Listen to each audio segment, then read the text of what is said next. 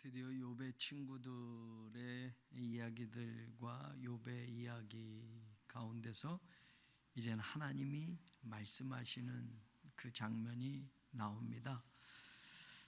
오늘 38장 3절에 너 내가 묻는 거 그럼 대답해 봐라. 하나님이 이렇게 말해요. 대장부처럼 허리를 묶고라는 거는 자 단단히 채비하고 준비하고, 유대인들 또 이건 유대인은 아니지만 당시에 고대 그 근동 지역의 옷이 겉옷이 펑퍼짐한 거기 때문에 무언가 채비를 하고 나가거나 일을 하기 위해서는 그 옷을 단단히 이렇게 메고 일을 시작하는 거거든요. 그러면 너 진짜 나하고 한번 이야기해보자. 그럼 내가 물을 테니까 너 대답해봐라. 하나님이 지금 그렇게 말씀하는 거예요. 40장 2절도 가서 보면요, 여러분들 하나님이 또 같은 말을 하시죠. 40장 2절 보면 트집 잡는 자가 전능자와 다투겠느냐? 하나님을 탓하는 자는 대답할 지니라 라고 말하고, 7절도 가서 보면 하나님이 너는 대장부처럼 허리를 묶고 내가 내게 묻겠으니 내게 대답할지니라. 자, 내가 물을 테니까 그러면 너 한번 대답해봐 라고 하나님이 말씀하는 거예요. 여러분 욥기서 19장 6절을 먼저 13장을 가볼까요? 13장 3절 13장 3절을 가보십시다. 욥이 친구들하고 대화를 나누면서 했던 말이에요. 3절에 보면 참으로 나는 전능자에게 말씀하려고 하며 하나님과 변론하려 하노라 라고 말하고 있어요. 22절도 가서 보세요. 22절 욥이 뭐라고 그래요? 주는 나를 부르소서 내가 대답하리이다. 혹 내가 말씀하게 하옵시고 주는 내게 대답하옵소서. 여러분 이게 우리 일상에서도 하나님 나 이런 문제 있는데 한번 하나님 말씀 좀 해주세요 라고 우리가 기도가 이런 식의 기도가 될 수 있잖아요. 욥도 너무 어렵고 힘든 일이 계속되니까 정말 내가 욥이 무슨 방탕하게 살고 뭐 이런 죄를 짓고 막 그렇게 했다면 욥이 자기가 깨닫고 내가 죄를 지었어 이렇게 하지만 그래도 나름대로는 하나님도 욥을 칭찬하고 욥 같은 사람 봤느냐라고 이렇게 자랑할 만했던 욥 아니에요? 근데 욥의 입장에서도 그렇잖아요. 회개하고 돌아보면 물론 흠 없는 사람이 없겠지만 욥은 하나님 앞에 그래도 의롭게 살려고 했고 정직하게 살려고 했어요. 그런데 말할 수 없는 고통들이 자꾸 생기니까 욥도 참 힘들었던 거예요. 그러니까 이게 하나님을 완전히 막 나쁘게 얘기하는 게 아니라 하나님 좀 얘기 좀 해주세요. 하나님 좀 응답 좀 해주세요. 하나님 좀 말씀 좀 해주세요. 왜 이런 일들이 나에게 생기는 겁니까? 이런 뜻이죠. 그러니까 거기다가 친구들까지 들러서서 너 분명히 죄진 거 있어. 분명히 인과응보 이야기 계속했잖아요. 너 무언가 하나님 앞에 죄진 게 있으니까 하나님이 이렇게 하신 거야. 그러니까 더 답답하잖아요. 친구들이 이렇게 말하니까 사실 그런 부분들 속에서의 내가 하나님 경험은 아니거든요. 그렇게 말할 때 사람은 두 가지 반응이잖아요. 진짜 죄를 지었으면 그래 나 죄를 지었네, 회개하고 하나님 잘못했습니다 이런 게 있고, 죄를 지어서 그 죄를 덮어버리고 거짓말해서 아니야 라고 할 수 있잖아요. 근데 욥의 입장에서는 사실 친구들의 수준으로 신앙의 이야기를 하는 거는 욥은 그 차원이 아니다라는 거죠. 하나님은 단순히 요거 1 잘못했으면 1 벌 주시고 2 잘했으면 2 복 주시고 이런 분이 아닌 걸 욥은 아니까, 그러니까 친구들은 자꾸 너 죄진 거 있잖아 빨리 이야기해, 하나님께 용서해 달라고 해, 너가 다시 돌아서면 하나님이 너를 축복해 줄 거야 라고 하니까 친구들이 이런 말이 계속 들으니까 말입니다. 돌아가면서 친구들이 하니까 답답하기도 하고 그러면서 하나님께 이야기하는 거예요. 하나님 좀 말씀 좀 해주세요. 이게 나는 죄인이 아니에요가 아니라 정말 잘못했다면 잘못했다고도 얘기하시고, 하나님 뭐가 문제냐라고 하시면 말씀해 주세요. 하나님, 제가 묻겠어요. 이렇게 말하는 거예요. 그런데 막상 하나님이 말하는 거잖아요. 그래, 너 내가 물을 테니까 너 대답해봐 라고 하는 거잖아요. 여러분, 그럼 아싸 대답할게요 이럴 수 있어요? 여러분, 하나님 앞에 우리가 기도할 때 하나님 막 이렇게 얘기하는데 정말 하나님의 음성으로 증정하게 그래, 내가 너한테 물을 테니까 그럼 한번 대답해봐라 그러면 뭐든지 물어보세요, 제가 대답할게요 라고 할 만하세요? 여러분들? 우리가 다 푸념하듯이 한단 말이에요. 하나님, 나 이렇게 힘들고 이렇게 힘들고 이렇게 힘들고 도대체 왜 이런 일이 나에게 있고 뭐 이렇게 하니까 하나님 도무지 이해할 수 없어요. 뭐 난 그렇게 잘못한 거 없는데 뭐 이렇게 이야기를 하다가도 그래? 그럼 한번 내가 물어볼 테니 한번 대답해봐라 라고 하면 예, 말씀하세요 라고 할 만큼 자신 있게 할 수 있겠느냐 말이에요. 오늘 욥에게 하나님이 그래?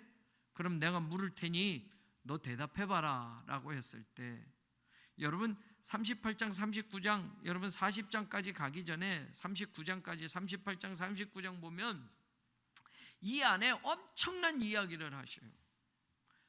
여러분, 지금 욥은 기원전 2000년 아브라함 시대 때 사람이에요. 아브라함 시대 때 사람이니 여러분 당시의 과학, 당시의 어떤 지식, 당시의 어떤 사람들의 어떤 상식 이런 수준으로는 도대체 대답할 수 없는 것들이 너무 많아요.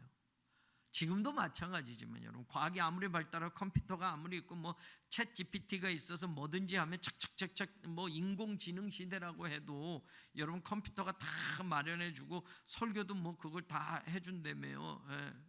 그거 사용하는 목사님도 있어요. 그래서 저도 그거 돈 내고 한번 해볼까 막 이런 생각도 든단 말이에요. 웬만한 목사보다 더 잘 만들어주니까 설교. 마태복음 5장으로 뭘 주제로 해서 설교를 써줘봐 이러면 착착착착착착착 해서 딱 한대요. 그러면 얼마나 은혜롭겠어요 여러분도. 그죠? 더 컴퓨터는 뭐 지식 뭐 모든 정보를 다 끌어다가 거기에 맞춰서 딱 정확하게 해줄 거니까. 또 새 나갔어.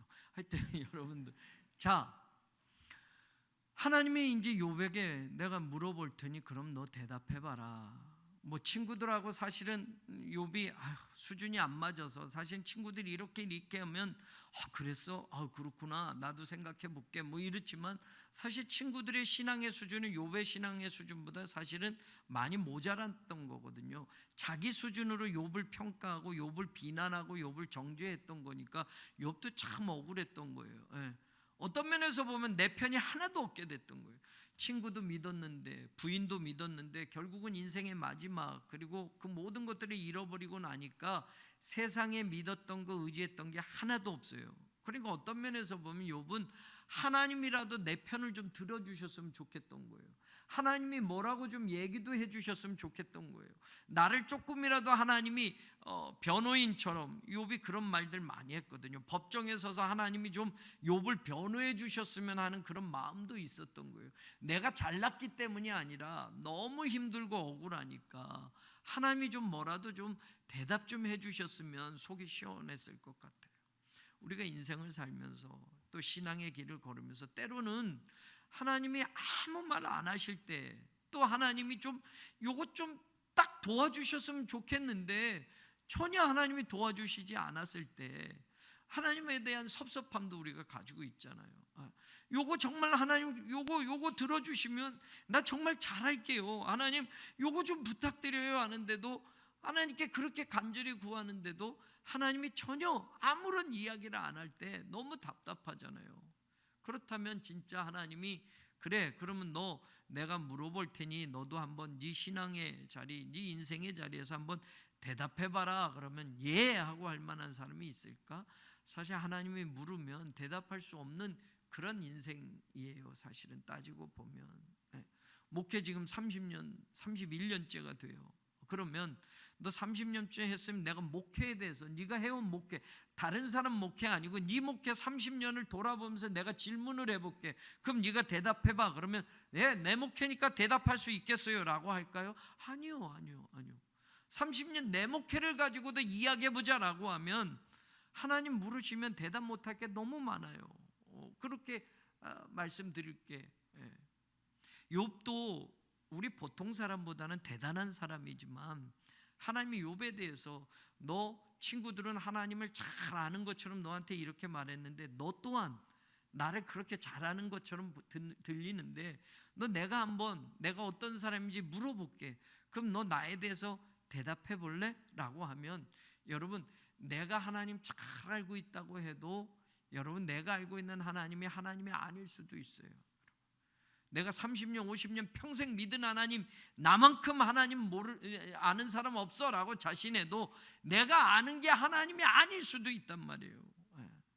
그 지식, 그 경험, 그거 대단한 줄 알고 붙들고 살아가는데 말이에요. 하나님이 쭉 질문을 해요. 여러분, 쭉 질문을 하는데 여러분, 이건 여러분들이 집에서 읽어보셔야 돼요. 과학에 대한 이야기, 천문학에 대한 이야기, 동물에 대한 이야기, 자연 질서에 대한 이야기, 뭐 이런 뭐 날씨에 대한 이야기, 이 모든 게 다 들어 있어요. 근데 사실은 하나님의 주권이에요. 하나님이 이 모든 것들을 다 내가 다 움직이고 있어. 내가 다 하나님이 주권으로 이 모든 세상을 내가 경영하고 있어라고 하나님은 그 말을 하는 거예요. 그런데 나에 대해서 하나님 너무 모르시는 거 아니에요? 내 문제에 대해서 너무 무관심한 거 아니에요? 이렇게 말하는 거가 쑥 들어갈 만한 거죠.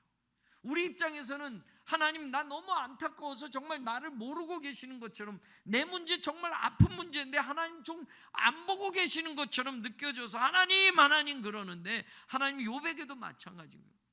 이 세상 것들을 쭉 얘기하면서 이거 누가 지었는 줄 아니? 이거 누가 하는 줄 아니? 이거 누가 뭐 하는 줄 아니? 다 내가 하는 거야. 이 모든 걸 내가 아는데 널 모를까 봐? 이 모든 걸 내가 다 주관해서 움직이는데 너에 대해서, 네 인생에 대해서 내가 모를까 봐? 이런 뜻이에요, 여러분. 안타까움도 있고 아픔도 있고 괴로움도 있고 하나님에 대한 기다림에 지칠 때도 있지만 여러분, 하나님이 나를 모르시는 분이 아니라는 걸 믿으시기를 바랍니다. 이 38장 39장을 쭉 보면 하나님이 이런 말을 하시는 거예요. 이 말을 들어보면 그래, 이 세상 모든 건 하나라도, 뭐 우리가 참새 한 마리도 그냥 떨어지는 게 아니라고 얘기하죠. 들의 백합화, 들의 꽃 하나도 그냥 피는 게 아니라는 거. 여러분, 하나님이 다 입히시고 먹이시고 하나님이 이 세상 모든 걸 주관하신다라는 거. 그 가운데 여러분 보세요. 여러분들에게 말씀드리고 31절 보세요. 38장 31절.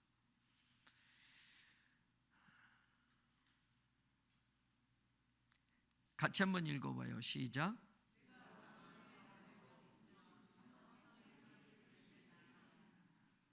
네가 묘송을 메어 묶을 수 있으며, 이거 지난번에 묘송이란 거 여러분들에게 설명했던 적이 있어요. 삼성의 띠를 풀 수 있겠네. 삼성이 뭐라고 그랬죠? 네?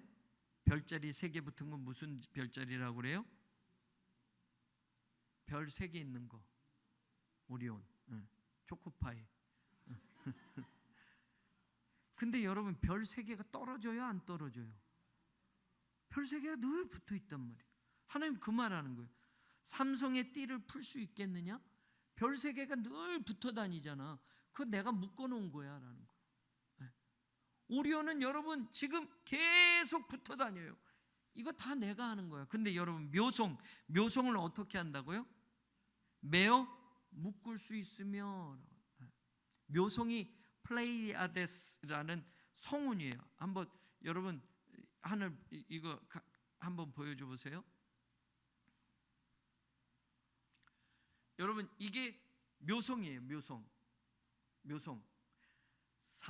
444광년에 떨어져 있어요. 육안으로 보이는 거예요. 1월 10일 날, 오늘 10일이죠. 1월 10일 날 보인다고 그랬어요. 제가 찾아보니까. 자, 여러분, 여기 별이 몇 개가 보여요? 에? 셀 수 없이. 근데 가장 많이 보이는 거, 여러분, 이게 7개 별. 저 여러분 보는 왼쪽에 작은 거 있고 좀 중간에 2개가 좀 밝게 보이죠? 네? 그거 두 개 가운데서 하나는 안 보이는 걸로 치면 하나, 그 다음에 가운데 오면 또 하나, 두 개, 그 다음 밑에 한 개, 네 개, 다섯, 여섯, 일곱 개. 지금 하나, 둘, 셋, 넷, 다섯, 여섯, 일곱 개. 여러분 지금 8개, 9개, 10개 막 보이는데 여러분 이렇게 지금 이걸 크게 보여주니까 그렇지, 이게 여러분 미국에서는 이건 Seven Sisters라고 그래요. Seven Sisters. 그래서 별이 7개가 제일 크게 보이는, 제일 밝게 보이는 게 7개. 그런데 어떤 경우는 6개로 보이고 어떤 경우는 9개로 보여요. 그 Seven Sisters의 엄마 아빠 별까지 해서 9개. 이게 묘성이에요. 묘성. 네. 이게 성운이에요. 성운. 사실은 별 하나가 아니라 이 별이 여러분 1000개가 넘게 지금 막 모여 있는 거예요. 네. 이거 그래서 그때 설명드렸어요. 또 이게 영어로 하면 진주 보따리라고 하는 그런 뜻의 이 별이에요. 성운은 별들이 막 모여 있는 거란 말이에요. 하나님이 그 말을 하는 거예요. 야, 이 묘성을 메어서 묶을 수 있겠느냐라는 것. 이 묘성은 여러분 지금 계속 이렇게 붙어 다녀요. 이렇게 여러분 겉으로 보면 7개 별이 밝게 보여요. 그냥 한번 또 그 다음 거 보여줘 보세요. 자, 여기서 묘성이 보여요, 안 보여요? 7개랬죠. 예? 7개 뭉쳐 있는 거 어디 보여요, 안 보여요? 보여요, 안 보여요? 보이죠? 예? 이게 기원전 1600년경에 만든 청동 원반이에요. 33cm짜리. 독일에서 발견이 됐어요. 기원전 1600년이면 여러분 청동기 시대, 이게 청동으로 만들어졌어요. 1600년이면 여러분 모세가 출애굽했던 데가 기원전 15세기 1400년 되면 한 200년 후쯤이에요. 그럼 그 당시에 사람 육안으로 이 묘성을 볼 수 있어요, 없어요? 봐요. 7개 별로 보이는 거예요. 육안으로 보면. 망원경으로 아까 봤을 때 막 별이 그 작은 별까지 막 반짝이지만 육안으로 보면 별 7개가 저렇게 붙어 있는 게 보였던 거예요. 저게 묘성. 여러분 이건 육안으로 볼 수 있는 별이어서 여러분 빛으로 444년을 가야만 있는 자리, 황소 자리에 이게 있어요. 그러면 여러분 옛날에 청동기 시대 때도 육안으로 저 묘성을 봤어. 그러면 여러분 욥은 2000년 전이에요. 2000년 전. 그럼 욥이 이걸 볼 수 있어요, 없어요? 볼 수 있죠? 예? 볼 수 있단 말이야. 하나님이 이 말을 할 땐 욥이 이 묘성을 알고 있어요, 못 알고 있어요? 오리온을 알고 있어요, 못 알고 있어요? 지금 우리가 명명하는 것처럼 오리온, 묘성 뭐 이렇게 Seven Sisters 별 이런 건 아니지만 이게 1679년에 메이윤가 뭐 이런 사람이, 영국 사람 천문학자가 자기가 만든 천체 그 화보, 그 궤보에 이 별에 해서 그 전에도 발견이 됐지만 이 별을 올렸어요. 그래서 M45라는 이 별의 명칭이 또 따로 있어요. 그 사람 이름 M을 따가지고 M45, 플레이아데스 성운. 별들이 모여 있단 말이에요. 구름처럼 별들이 모여 있는 성운. 근데 여러분 이 별이 안 흩어진단 말이에요. 네. 이게 느슨하게 이렇게 모여져 있는데 하나님이 그런 말을 하는 거예요. 너 이 별들이 7개가 이렇게 모여 있는 거 누가 이거 메어 묶은 줄 아냐? 이거 어떻게 메어 묶어서 이렇게 계속 다닐 수 있게 했는 줄 아냐? 별 3개 오리온이 그 묶어진 띠가 너 누가 했는 줄 아냐? 누가 했어요? 그냥 어느 날 빵, 빅뱅, 과학자들이 만든 빛이 있어라 해서 빛 빵 해가지고 이게 우연히 이렇게 된 거예요? 나 좀 물어보면 답 좀 해줘 보세요. 아니에요 라든지 뭐 좀 우리가 이렇게 그럼 가만히 있지 말고. 자, 하나님이 하시는 거예요. 하나님이 말씀하는 거예요. 네, 여러분 보세요. 이게 성경이 얼마나 과학적인지. 이거 꾸며진 이야기가 아니에요. 이게 욥기서가 아브라함 시대 때 사람의 이야기고 실제 이야기고, 여러분 욥은 가상의 인물이 아니에요. 실제 있었던 인물이에요. 근데 여기에 이 세상 과학, 천문학도 들어가 있어요, 여러분. 또 여기에 보면 진화론 이야기하는 것도 여기 들어갈 수 있어요, 여러분. 네. 하나님이 만드신 것들에 대해서 설명할 때도 여러분 과학자들이 알아낸 거는 그 맞는 것 같아요. 언제인지 모르지만 이 태초 우주에 빵 하고 터져가지고 그때부터 빛이 생긴 거예요. 빛이 생겼어요. 그래서 우주는 뭐 한다고 그래요? 팽창하고 있어요. 지금도 우주는 점점 팽창해요. 이건 과학적이에요. 과학적이에요. 근데 여러분, 그 팽창이라는 건 처음 빵 시작이 돼서 그 별들이 막 생겨서 흩어지고, 이제 온세대 예배 때 지금 설교 준비하는 게 또 그런 것도 있어요. 여러분 최초에 하나님이 빛이 있으라, 그 뭐 이 창조과학자들은 여러 가지 이야기죠. 빛이 있으라 할 때 그 빛은 태양이 아닌 거 아시죠? 예? 나중에 창세기 보면 해, 달, 별은 나중에 만드신 것 같아요. 예? 빛이 있으라. 그리고 또 창조과학자로 얘기하면 그렇게 하나님이 빛이 있으라 하시기 전에 하나님의 신은 수면 위에 운행하셨다 그래서 지구는 가장 먼저 만든 거다라고 이야기도 하는 창조과학자들이 있어요. 예, 뭐 이건 나중에 더 얘기하고. 예. 아니면 하나님이 빛이 있으라 하시면서 우주가 생긴 거예요. 우주가 생겼어. 그러니까 빛이 있으라 하는 순간 빛이 빵 있으면서 이 세상에 존재하는 수많은 별들이 그때 빵 생긴 거란 말이에요. 우주가 생긴 거란 말이에요.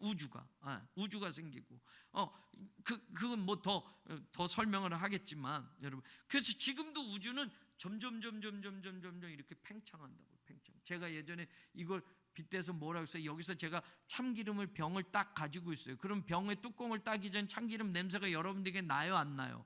안 나. 근데 제가 여기서 순 진짜 참기름, 그걸 땅 땄어. 그러면 제일 냄새 먼저 맡는 분이 어디야? 가까이 있는 분. 그 다음에 이 냄새가 점점 퍼지겠죠. 이 냄새 입자가 하면 저기까지 가잖아요. 그럼 시간이 걸리잖아요. 우주도 마찬가지예요. 별이 빵 생길 때 요때 생긴 별하고 저쪽에 생긴 별이 있고 저쪽에 생긴 별이 있어요. 그래서 별이, 여러분, 수명이 달라요. 수명이 달라. 이때 최초의 별이 있고 그 다음 별이 있고 그 다음 별이 있고, 그 별은 영원하지 않아요. 별은 죽어요. 없어지기도 해요. 예. 그러니까 여러분, 소멸된 별도 있어요. 근데 그 별이 지금 150억 년이 됐다고 그래요. 이 우주가 150억 년, 과학자들이 추정하는 게. 그럼 태초에 빛이 있었던 때가 150억 년 정도로 잡아요. 그러면 이 150억 년 전에 빛이 땅 있었을 때 그 빛이 지금 우리가 볼 수 있으면, 그 빛은 거리로 150억 년 되는 그 거리에 있는 빛은 지금 우리가 볼 수 있으면 150억 년 전에 비쳤던 빛이 지금 우리한테 도달하는 거예요. 이해가 되죠? 예? 그러면 그 150억 년 전에 있던 그 별이 존재하는 별도 있고 죽은 별도 있을 수 있어요. 근데 얼마 전에, 몇 년 전에 제임스 웹이라는, 여러분, 우주에다 망원경을, 그동안에 허블, 이것도 시간 많이, 이거 넘어갑시다. 이거 다음에 온세대 예배 때 또. 자, 하나님이 이런 걸 다 얘기하는 거야. 너 대답할 수 있어? 아주 작은 것까지, 이 세상 자연, 우주 다 하나님이 다 주관하고 계신 거예요, 여러분. 별 하나하나의 그 거리도 하나님이 다 주관하고 계세요. 우연이 아니란 말이에요, 여러분. 태양과 지구의 거리도, 여러분, 가까워지면 큰일 나고 멀어지면 또 큰일 나고, 적정한 거리가 여러분, 지금 이 우리가 사는 이 태양계, 은하계도 이게 돌아가는 거고, 이런 은하계가 엄청나게 이 우주에는 많은데, 여러분, 그 모든 게 하나님이 주관하고, 더 좁혀서 지구로 들어오면, 여러분, 뭐 짐승, 뭐 이 모든 거, 풀, 뭐 이런 게 그냥 되는 게 아니라 하나님이 다 주관하고 계신단 말이에요. 근데 하물며 너 내가 모를까봐 라는 거야. 너 내가 모를까봐 그렇게 답답해했니? 나 좀 찾았니? 나보고 자꾸 뭐 말 좀 하라고 그랬니? 네가 나에게 뭐 하나님 물을 테니까 대답 좀 해주세요 계속 얘기해도 내가 대답을 안 하고 있으니까 내가 없는 것처럼 느껴졌니? 하나님, 자, 그럼 내가 너한테 물을 테니 너도 대답해봐라 라고 하는. 자, 하나님 막상 이럴 때 거기서 따박따박 대답할 수 있는 인생 아무도 없어요. 아까 저를 얘기를 했지만 네 거로만 얘기해보자. 뭐 자연, 뭐 과학, 이건 너 모르니까 그럼 내비두고, 네 목회 31년 그것만 가지고 내가 질문해볼게, 물어볼게. 그럼 너 대답할 수 있겠네? 네 인생이었으니까, 네 목회였으니까. 네, 뭐든지 물어보세요. 할 수 있을까요, 여러분? 그러잖아요. 학교 다녔다가 여러분 다 아세요? 시험 볼 때마다 나 다 정답 다 쓸 수 있어요? 에? 아니잖아요. 학교 다녀도 다 같이 공부했는데, 선생님 가르쳐 줬는데. 여러분, 시험은 물어볼 테니 답해라라는 거 아니에요. 그동안 공부한 거 물어볼 테니 너네 답을 써라 라고 하는데, 공부했는데도 모르잖아요. 인생 80 살았어요. 그러면 대단하잖아요. 80년 동안 살아온 경험이 어디고, 80년 동안 축적된 지식이 얼마고. 자, 그럼 네 인생 80년 살았으니 내가 물어보마, 네 인생에 대해서 물어보마. 그러면 뭐든지 물어보세요 할 수 있는 분 계세요? 네 인생만 물어볼게, 남의 인생 말고 네 신앙만 물어볼게 하면 예, 말씀하세요, 뭐든지 대답할 수 있어요 라고 할까요? 없어요. 그 잘난 욥도, 여러분, 우리보다 더 뛰어난 욥도 하나님이 칭찬까지 했잖아요. 이 세상에 내 종 욥을 보았느냐라고 할 만큼 하나님이 인정했던 욥이잖아요. 그 욥에게도 물어도 욥이 그렇게 못한단 말이에요. 이 이야기를 하는 것. 그 다음에 40장으로도 넘어가세요. 40장. 다시 하나님이 말해요. 2절에 보면 이렇게 말하네요. 트집 잡는 자가 전능자와 다투겠느냐? 이 말이 너 나한테 트집 잡고 있어 라고 하는 말이에요. 트집 잡고 있다. 이게 트집 잡는다 라고 할 때 제가 제일 싫어하는 거 그랬더니 아내가 저한테 하는 것 가운데 뭐냐, 잔소리. 이게 잔소리하다라는 뜻도 있어요. 그러니까 트집 잡는 거, 여러분, 그냥 잔소리하는 거. 잔소리는 잘 들으면 무슨 소리라고 했더라? 잔소리가 다 쓸데없는 소리예요. 욥이 사실 하나님께 막 쓸데없는 소리 한 건 아니에요. 트집 잡는다라는 건 뭐 그냥 뭐 그런 것처럼, 이게 잔소리하다, 잔소리꾼, 사람으로 하니까 여러분 잔소리꾼도 될 수 있어요. 나쁘게 얘기하면 비난자도 될 수 있어요. 너 나한테 그렇게 잔소리하는데 그러면 너 나하고 다퉈볼래? 다툴 수 있겠어? 라고. 그 다음에 하나님을 뭐 하는 자? 탓하는 자. 탓하는 자. 이 말은 또 이렇게 얘기할 수 있어요. 이 히브리어의 사역형으로 해석을 하면 설득하다, 논증하다라는 거예요. 그러면 하나님을 탓한다라기보단 하나님과 뭐 하자고요? 하나님을 설득한, 조금 좋은 의미로 하면 하나님과 논증하자, 하나님과 설득하겠다라고 하는 자, 대답해라. 그럼 너 나 설득한다고 하는 것 같은데, 네 입장에서, 네 신앙에서 나를 설득하려고 하는데 그럼 대답해봐라 라고 해요. 너 막 친구들하고 이야기하면서 너 잔소리하는데 그럼 너 대답해봐라 라고 얘기해요. 그러니까 막상 하나님이 말씀하시니까, 그동안은 침묵하셨던 하나님 같고 내 곁에 없는 하나님 같고 왼쪽으로 봐도 하나님 계시는 것 같지만 못 찾았고 뒤로 봐도 없고 계속 하나님 안 계시네요, 안 계시네요. 답답해서 하나님 좀 뭐라 말씀 좀 해주세요 라고 하는데 갑자기 하나님 말해보자 라고 하니까 깜짝 놀라는 거죠. 깜짝 놀라는 거. 그러면서 욥이 하는 말이 뭐예요? 3절에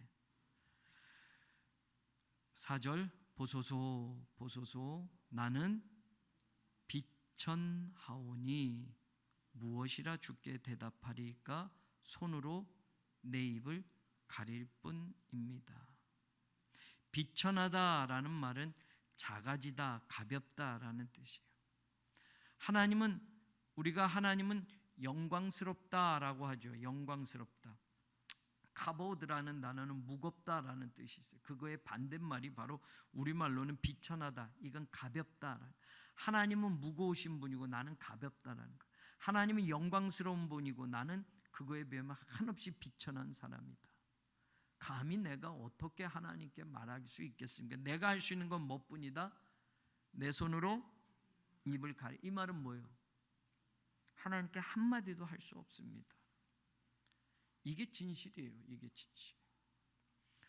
여러분, 우리가 하나님 기도하면서 하나님 말씀 좀 해주세요, 하나님 말씀 좀 해주세요, 하나님 말씀 좀 해주세요, 그런 우스갯소리 있잖아요. 영국의 주교가 그렇게 기도를 그렇게 했는데 심장마비로 죽었어요. 하나님이 그래 말해봐라 그러니 깜짝 놀라가지고 하나님 말하시는 줄 몰랐어. 하나님 좀 말씀해 주세요, 응답해 주세요. 근데 그래 응답하마 그러니까 깜짝 놀라서 심장마비 걸려서 죽었대요. 하나님이 대답할 줄은 몰랐던 거야. 우리도 그런 거.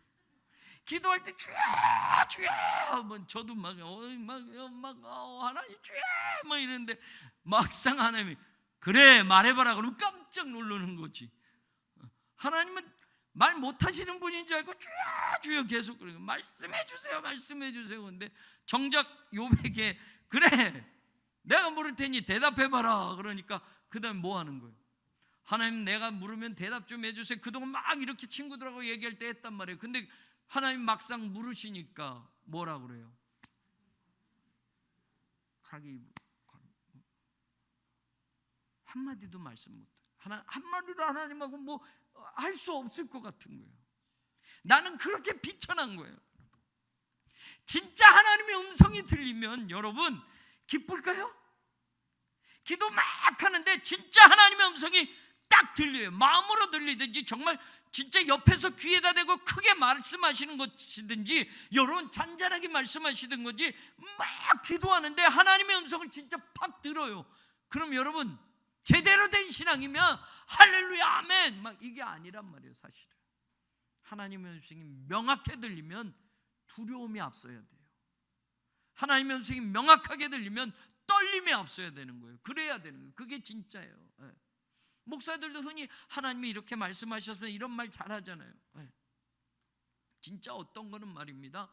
막 경련이 일어날 만큼 하나님 주신 그 말씀이 너무 막 두렵고 떨림으로 들리는 말도 있어요. 기쁨으로도 들리기도 하지만 여러분 그게 내 잠재의식이나 혹은 내 감정이나 내 스스로가 만들어내는 게 아니고 제가 예전에도 그 Youth with a Mission이라는 YM이라는 유명한 선교단체 거기 가면 하나님 음성 듣는 법을 가르쳐요. 그래서 걔네들은 전부 그냥 가면 기도하면서 다 하나님의 음성을 들었대. 다 하나님의 음성을 들었대. 그 기도할 때 말하는 게 기도할 때 무슨 여러분들의 이 머릿속에 무슨 그림이 보입니까? 그러면 뭐가 산이 보입니다. 뭐 혹시 무슨 떠오르는 성경 구절이 있습니까? 그럼 무슨 성경 구절? 그래서 그걸 조합을 하는 거예요. 그래서 같이 기도하면서 손잡고 기도하면서 우리가 하나님의 음성을 같이 들읍시다. 그게 훈련이 뭐냐면 이번에 이제 이 선교 훈련을 다 끝나면 이제 아웃리치라는 걸 가. 아웃리치. 그러면 우리가 어느 나라로 갈지 하나님께 기도하라고 그래요. 자기네가 먼저 정하지 않아요. 어느 나라로 갈지 여러분들 조가 같이 기도해서 하나님의 응답을 들으래요. 그럼 막 같이 손잡고 기도한단 말이에요. 기도하면 무슨 산이 보였어, 바다가 보였어. 그러면 자기들끼리 그걸 조합을 해. 이거 무슨 나라지? 이렇게 색깔이 뭐가 보여? 그럼 국기 색깔이 또 뭐 해가지고 이거 어디를 가라고 그러시는 거예요? 라고 하고 거짓말 같은 일들이 너무 많았으니까. 그러니까 자의적으로 그걸 해석하는 거예요. 그럼 뭐든지 하나님이 기도할 때마다 응답하시느냐? 아니에요. 지금 욥이 그렇게 외쳐도 하나님이 한마디도 안 하셨잖아요. 그러면 기도하면 무조건 음성 듣는다는데 절대 가지 마세요. 절대 가지 마세요. 그럼 거기다 머리 대고 예언 기도해 주세요. 그럼 거기 가면 무조건 당신을 위해서 기도했더니 하나님이 지금 이렇게 하래요, 이렇게 하래요. 점쟁이처럼. 그럼 그걸 또 듣고선 그대로 하는 사람들이 있단 말이에요. 하나님의 음성을 늘 잘 듣는 사람, 그분들은 늘 하나님하고 직통전화가 개설되어 있는 사람이에요. 그래서 누가 찾아와도 기도해 주면 하나님이 당신 이렇게 하라고 그랬어. 늘 그런데 절대 가지 마세요. 절대 가지 마세요.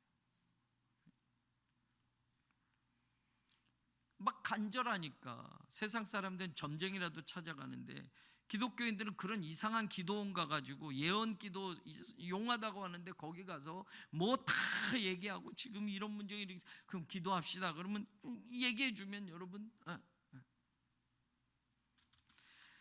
오늘 다시 지금 욥에게 하나님이 하시는 말씀이 그거예요. 7절도 보면 다시 하나님이 물어요. 너 대답해봐라. 그러니까 8절에 네가 내 공의를 부인하려느냐. 공의라고 번역이 되는 미슈파트는 공의도 많고 결정이라는 뜻도 있고 심판이라는 뜻도 있어요. 그러면 하나님이 지금 욥의 인생에 하나님이 결정해 놓은 게 있잖아요. 자식들이 죽었어요. 재물이 없어졌어요. 이건 하나님이 결정한 거예요. 그러면 하나님이 결정한 것을 부인하려느냐? 여러분 나한테 유리한 거는 인정하고 나한테 불리하게 된 건 부인하는 건 이거 신앙인가요? 아니에요. 욥에게 지금 인생에 전부 다 불리한 거예요. 전부 다 불리한 거예요. 지금 일어난 일들은 욥의 인생에서 일어나지 말아야 될 일들이에요. 그러면 하나님이 욥에게 묻는 거예요. 너 너무 힘들지, 괴롭지? 자, 그러면 내가 너희 인생에 지금 공의라고 하는 게 결정한 것들이야. 그러면 너는 부인할래? 라고 묻는 거예요. 부인할래? 부인하고 싶죠. 제게 그런 일이 있다면, 지난주에도 고백한 것처럼 자식들이 한꺼번에 다 죽었어요. 재산도 다 없어졌어요. 부인도 욕하고 하나님 욕하고 죽으라고 그래요. 남은 게 아무것도 없어요. 그럼 하나님이 왜 도대체 내 인생에 이런 결정을 하십니까? 너무하신 거 아니에요? 이럴 수 있잖아요. 그러면 오늘 욥에게 물어요. 그럼 내가 너 인생에 결정한 거 너 부인할래? 부인할래? 내가 뭔가 잘못한 거 같니? 너한테는 이런 일이 일어나면 안 되게 했어야 되니? 하나님이 이렇게 묻는 거예요. 그랬을 때 욥 또 말하는 거예요. 네 의를 세우려고 나를 악하다고 하겠느냐? 악하다, 하나님은 악한 분이에요 라고 말하는 게 아니에요. 네 의라는 건 너를 이롭게 하고 너를 올바르게 하고, 그러니까 네 스스로는 좋은 것들을 선택하면 그럼 내가 너의 인생에 나쁘다고 하는 걸 결정해 놓은 것들로 인해서 너는 나를 악하다고 하겠느냐? 라고 하나님이 묻는 거예요. 네가 바라는 대로 안 됐으면 내가 나쁜 거냐? 라고 묻는 거예요. 네가 원하는 대로 네 인생을 내가 결정해 주지 않았다고 한다면 내가 나쁜 거니? 라고 하나님 묻는 거예요. 그럼 오늘 여러분에게 묻는다면 네가 계획한 인생대로 지금 되지 않으면 부인하는 거니? 나를 부정하는 거니? 네가 원하는 대로 바라는 대로 내가 그렇게 해주지 않으면 내가 악한 거니? 라고 물으면 오늘 우리는 어떻게 대답할 거예요? 네, 하나님 내 인생에 이렇게는 해주셔야죠. 적어도 이 정도까지는 해주셔야죠. 내가 이렇게 말을 해도. 그런데 내 결정은 하나님이 내가 이렇게 너의 인생에서 이런 결정을 내렸다. 그러면 내 결정이 잘못된 거니? 라고 물을 때 오늘 우리가 욥의 입장에서 이야기한다면 하나님 욥에게 잘못하신 건가요? 욥에게 잘못하신 건가요? 하나님의 결정이 뭔가 불완전한 건가요? 하나님의 결정이 뭔가 미흡한 건가요? 하나님의 결정이 우리처럼 뭐가 좀 빠져서 잘못된 결정인가요? 아니에요. 아까 이야기했잖아요. 이 세상 모든 것들을 하나님이 주관하시는데 하물며 내 인생이겠느냐? 하나님의 플랜, 하나님의 계획 우리는 다 알 수 없어요. 오늘 하나님이 욥에게 묻는 거예요. 욥이 지금 친구들하고 얘기할 때는 하나님에게 뭐라도 항변하고 싶은 게 있었어요. 정말 내 인생에 왜 이런 고통이 있나 하나님께 묻고 싶은 것들이 있었어요. 그런데 하나님이 정녕 물는 거예요. 그래, 그러면 내가 너에게 내린 그 모든 결정들 그럼 넌 부인할래? 네가 옳다고 하는 것들 그거를 붙들면 내가 그렇게 되지 않았기 때문에 너에게 그렇게 하지 않았기 때문에 내가 악한 거니? 라고 묻는 거예요. 욥은 대답 못해요. 대답 못해요. 그리고 42장에 가서 여러분 2절에 보십시다. 욥이 고백하는 이거 쉬운 고백이 아니에요. 같이 읽어봅니다. 시작.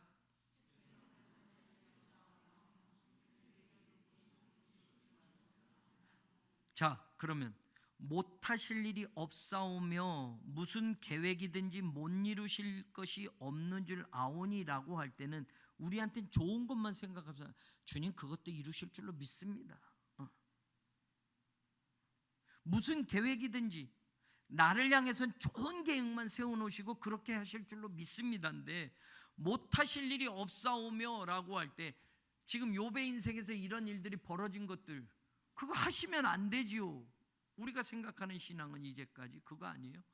그런데 못하실 일이 없사오면은 우리가 이제껏 하나님에게 하나님은 전지전능하다라고 했는데 우리가 원하는 것만 해주는 데에 전지전능을 쓰고 싶은 거지. 내 인생에 이렇게까지 개입해 들어오시면 내 인생에 이렇게 쑥 들어오셔서 욥처럼 비극이라고 말할 모든 사람이 떠날 만한 비참한 인생이 되는 것 이것도 하나님이 하실 일이라고 인정한다면 나에게도 이런 일이 일어날 수 있다고 한다면 오늘 욥이 고백하는 이 고백은 나 빼고를 이야기하는 게 아니란 말이에요.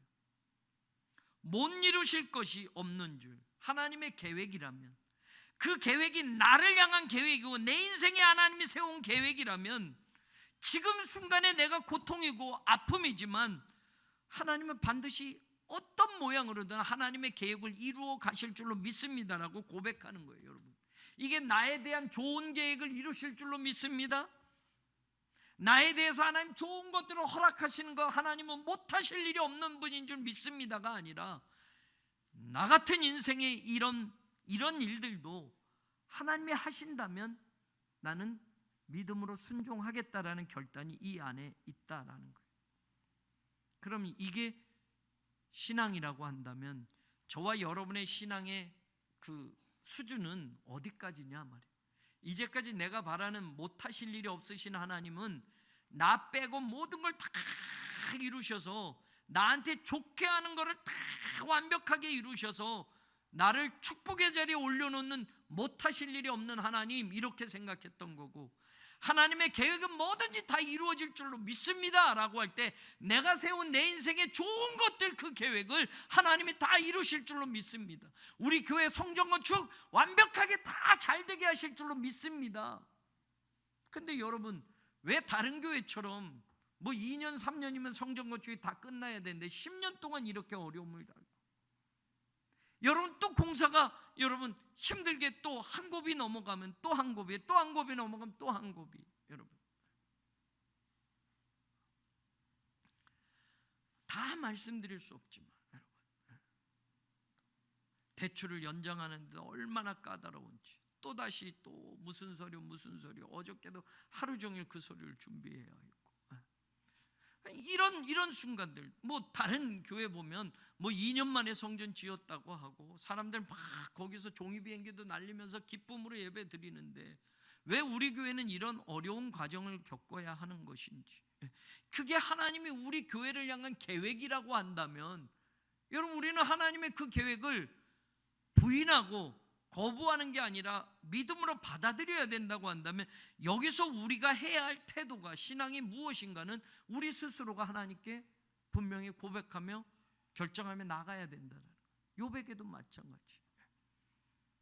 그러면서 말을 합니다. 나는 깨닫지도 못한 일을 말했습니다. 3절에 여러분, 무지한 말로 이치를 가리는 자가 누굽니까? 이거 하나님이 아까 하셨던 말씀을 반복하면서 저예요 하나님, 이 말을 욥이 고백하는 거예요. 근데 여러분, 요 누구니까 하고 나는 요 사이에 우리말로는 번역이 안 된 게 있어요. 라켄이라고 하는 거, 그럼에도 불구하고라는 뜻. 우리말로는 번역이 안 돼 있어요. 무지한 말로 이치를 가리는 자가 누굽니까? 저였어요 하나님. 그럼에도 불구하고 나는 깨닫지도 못한 일을 말했고, 알 수도 없는, 헤아리기도 어려운 일을 말했습니다.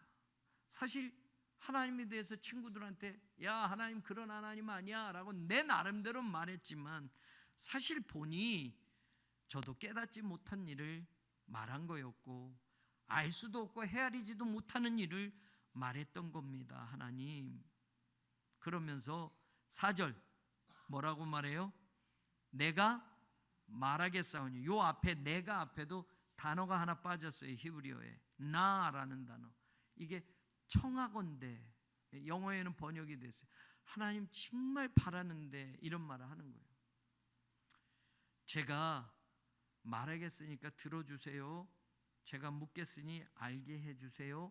이거는 내가 하나님 그래도 뭐 하나님께 할 말이 있어요, 이게 아니에요. 나 정말 아무것도 모르고 그동안 하나님 앞에 뭐 좀 안다고 이렇게 친구들한테 했던 거, 하나님 청하건대 제가 지금 말씀할 테니 들어주세요. 그리고 하는 말이 뭐예요? 5절에. 이게 욥의 신앙의 마지막 하이라이트. 오늘 여기까지예요. 보세요, 같이 읽어봐요. 5절 시작.